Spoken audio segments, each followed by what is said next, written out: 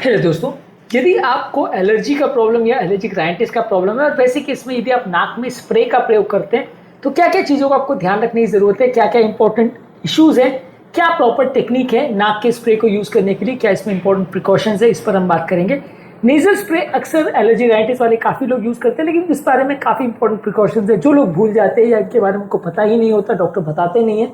आज हम उन प्रिकॉशंस या टिप्स के बारे में बात करेंगे जिसका आपको ध्यान रखने की जरूरत है स्प्रेस को यूज करते समय, ताकि आपको बेटर रिजल्ट मिले और साइड इफेक्ट्स कम हो।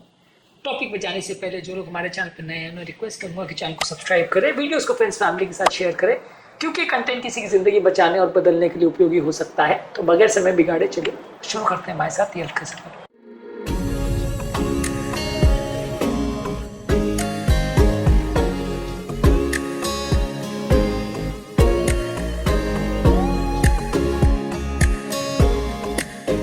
क्या आपके परिवार में क्या कोई नेजल स्प्रे का प्रयोग करता है और क्या उससे यूज करने में उनको फायदा हुआ है या प्रॉब्लम्स बढ़ गई है?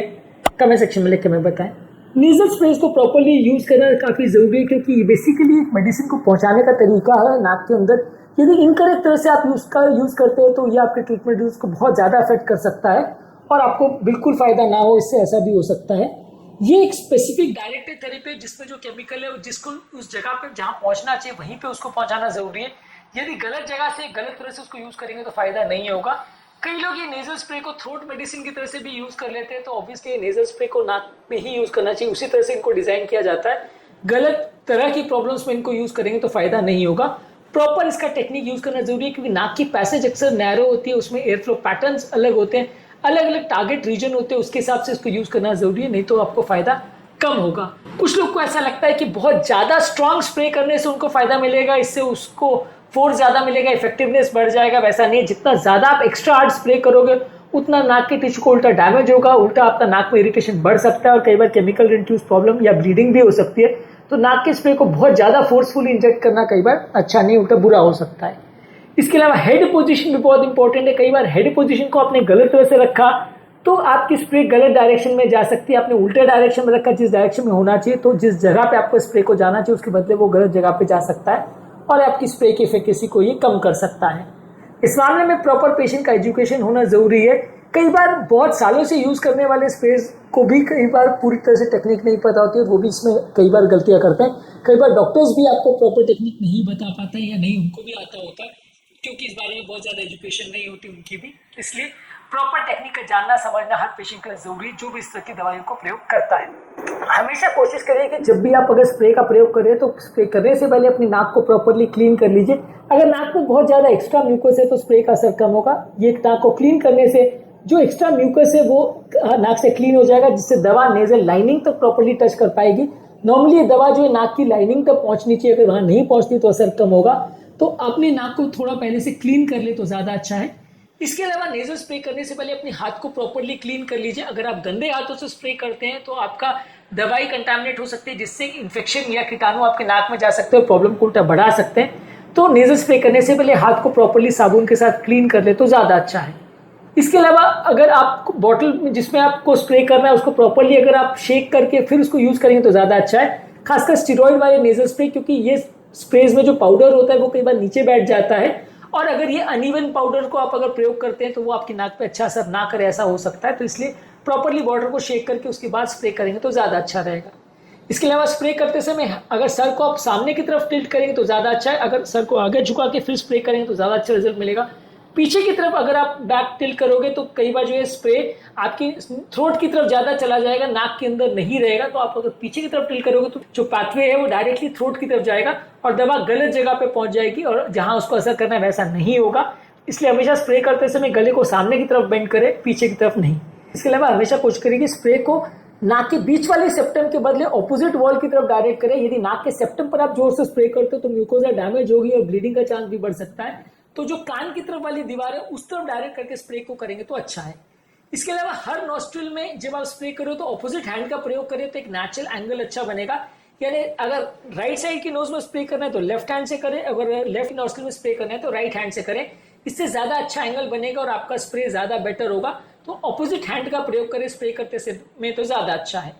इसके अलावा स्प्रे करने के बाद बहुत तेज से सांस नहीं लेनी। अगर आप बहुत तेज से सांस लेते हो ताकि आपकी दवा ज़्यादा अंदर तक चली जाए तो उल्टा असर होगा, क्योंकि सारी दवा थ्रोट में चली जाएगी और नाक के पैसेज में जहाँ उस दवा को रहना है वहाँ वो असर नहीं कर पाएगी, जिसकी वजह से आपको फायदे के बदले नुकसान होगा। तो यदि स्प्रे को डालने के बाद आप जोर से सांस ले लेते हो या जोर से स्निफ करते हो तो उल्टा फायदा नहीं होगा, उल्टा नुकसान होगा।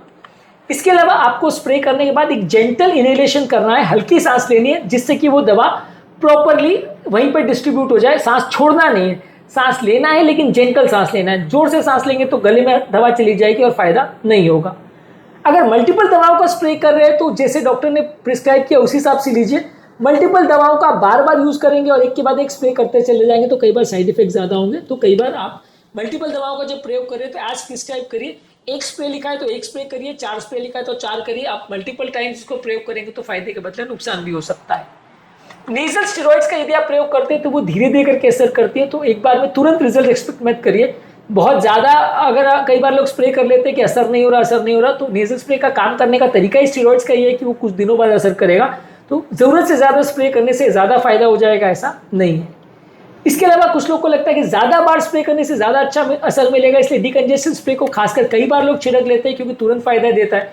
जितना ज़्यादा छिड़कोगे उतना वो प्रॉब्लम ज़्यादा करेगा और रिबाउंड कंजेशन भी हो सकता है, जिसको अलग वीडियो में हमने डिस्कस किया। तो रिबाउंड कंजेशन से बचने के लिए कोशिश करिए कि स्प्रे को जितना रिकमेंड किया उतने बार ही छिड़के, बहुत ज़्यादा या ज़रूरत से ज़्यादा यूज़ ना करें। कुछ लोगों को लगता है कि नेजल स्प्रे क्योंकि स्टेरॉइड होते हैं तो एडिक्टिव होते हैं, पर ज़्यादातर डिपेंडेंसी क्रिएट नहीं करते।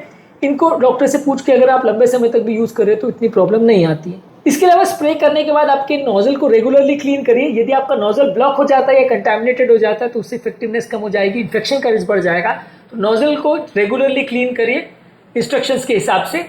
इसके अलावा अपने स्प्रे को दूसरे के साथ शेयर मत करिए। यदि एक व्यक्ति का स्प्रे दूसरा व्यक्ति यूज करता है और यूज करते समय अगर वो टच होता है आपकी नाक की म्यूकोजा को तो उसमें कई बार इन्फेक्शन का एक व्यक्ति से दूसरे व्यक्ति को फैलने में चांसेस हो सकता है। तो कोशिश करिए कि एक स्प्रे को एक ही व्यक्ति के लिए यूज करिए, बार बार चेंज मत करिए। इसके अलावा जिन लोग को बार बार नेजल ब्लीडिंग का प्रॉब्लम होता है वहां पे आपको कोशिश करनी कि स्प्रे का टेक्निक अलग तरह से यूज करिए और बाहर की तरफ ही और प्रॉपर टेक्निक के साथ ही स्प्रे करिए, नहीं तो नेजल ब्लीडिंग का प्रॉब्लम हो सकता है। क्योंकि जितना आप सेप्टम पर स्प्रे करोगे उतना वहां पे म्यूकोजल डैमेज ज्यादा होगा, उतना स्प्रे करने से ब्लीडिंग का चांस बढ़ जाएगा। अगर किसी व्यक्ति का डायग्नोसिस करेक्ट है, सीवियर एलर्जी का प्रॉब्लम है, साइनस का डिजीज है, नेजल पॉलिप्स है, स्ट्रक्चरल ब्लॉकेज है, ये सारी चीजों को आपको फोकस करने की जरूरत है और इसके लिए डॉक्टर को दिखाने की जरूरत है। अगर गलत तरह की बीमारी में आप स्प्रे का प्रयोग करोगे तो उतना ज्यादा फायदा नहीं होगा। यदि सही डायग्नोसिस है और सही तरह का ट्रीटमेंट कर रहे हो तो इससे आपको फायदा ज्यादा मिलेगा। यदि फायदा नहीं मिल रहा है तो डॉक्टर को संपर्क करिए, क्योंकि कई चीजें मिस आउट हो सकती है जिससे फायदे के बदले उल्टा थेरेपी गलत असर करे और नुकसान भी करे, ऐसा भी हो सकता है। आज के टॉपिक में हमने बात करी कि यदि नाक के अंदर आपको प्रॉब्लम है और अगर आप नेजल स्प्रे का प्रयोग करें तो क्या चीज़ों का ध्यान रखने की जरूरत है, क्या इंपॉर्टेंट इसमें इंस्ट्रक्शंस होते हैं जो आपको फॉलो करने की जरूरत है स्प्रे करते समय। उम्मीद करूंगा कि आज के टॉपिक में कुछ नई बातें जानने को मिली होगी। जो लोग हमारे चैनल पर नए हैं उन्हें रिक्वेस्ट करूंगा कि चैनल को सब्सक्राइब करें, वीडियोस को फ्रेंड्स फैमिली के साथ शेयर करें, क्योंकि कंटेंट किसी की जिंदगी बचाने और बदलने के लिए उपयोगी हो सकता है। आपके कमेंट्स हमें जानने में मदद करते हैं कि आपको हमारा कंटेंट कैसा लग रहा है। तो कमेंट करके हमें जरूर बताएं कि इसमें सबसे वैल्यूएबल इंस्ट्रक्शन आपको कौन सा लगा। वीडियो के में इतना ही कहूँगा कि वीडियोस को फ्रेंड्स फैमिली के साथ शेयर करें, क्योंकि कंटेंट लोगों की जिंदगी बचाने और बदलने के लिए उपयोगी हो सकता है। वीडियोस को देखते रहिए, शेयर करते रहिए और हेल्थ के सफर में आगे बढ़ते रहिए। Thank you.